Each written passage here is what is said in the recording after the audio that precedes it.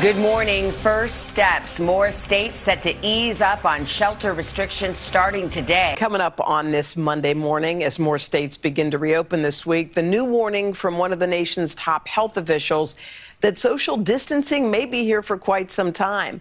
Also ahead, an exclusive first look at new technology that screens people for symptoms, why it could be the key to getting us back into our offices, our concert halls, and our stadiums. We'll have those stories.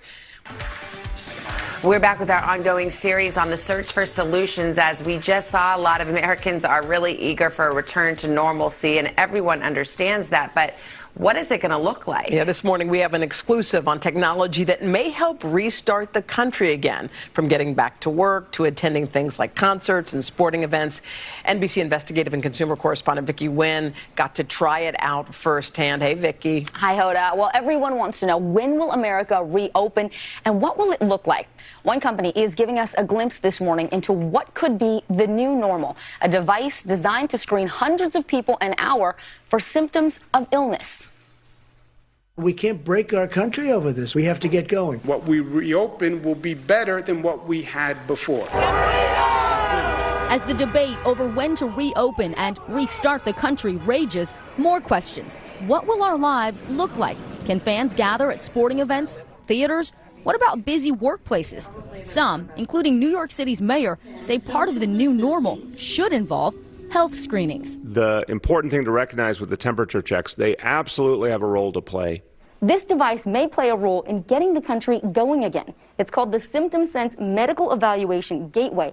The manufacturer says it can screen up to 600 people an hour for signs of illness. Company CEO Derek Peterson showed me how the technology works at their lab on Long Island, New York. Okay, Vicki, come on through. Okay. As you walk through, face this way and put your feet on the yellow pads. As I walk in, Peterson says this sensor uses ultrasound to measure my height so the machine can adjust. Now we're going to calculate your body temperature, and we're also going to look at your heart rate, resting heart rate, and oxygen level by this sensor right directly aimed at your chest area. In less than 10 seconds, this screen tells the operator my external temperature, respiration rate, blood oxygen level, and heart rate. So you're looking at these vital signs. What can that actually tell you about someone's health? Through our combination of looking at these four vitals, we could tell if somebody's well or not well. Peterson says because this is not a medical device, it doesn't require FDA approval.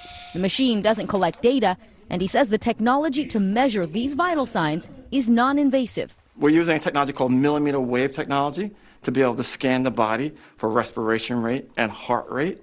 We're also using our own proprietary technology for determining temperature. We've validated against known equipment in the industry that can verify what we're doing. Let's be clear, this cannot tell me if I have coronavirus. Absolutely not. I can't tell you if you have the coronavirus, but what I can tell you is that you're maybe sick. It might detect vital sign differences that are consistent with coronavirus, but up to 50% of people with coronavirus are going to have normal vital signs, no symptoms whatsoever. NBC News medical correspondent Dr. John Torres says this device is not a magic solution to detecting coronavirus. How important are these vital signs to determining a baseline if someone may or may not be ill? Vital signs are one tool we use to look to see if somebody is sick, but it's not the only tool. People with normal vital signs, if they have other complaints, they still might have a disease. What do you say to critics who say this might give people a false sense of security about whether or not they're healthy? It's just another tool trying to help people understand in a quick way if they're healthy or not. This is not the end all be all. But who decides what to do with this data? Tech ethicist David Polgar says it will be up to the organizations that use this technology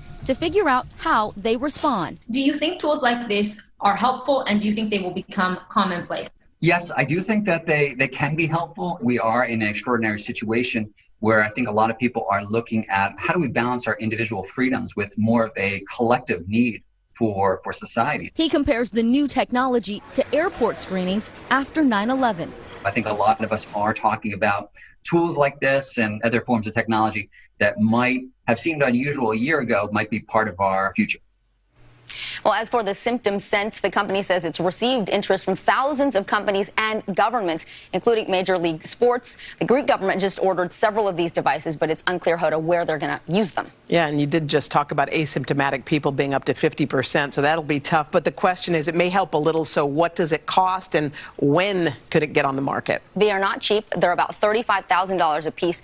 The company is also working to incorporate a metal detector based on feedback early from sports leagues, so this can be more of an all-in-one screening tool, and they do expect to start shipping these devices in about 1 month. Okay, all right, Vicki, thank you for the update. All right.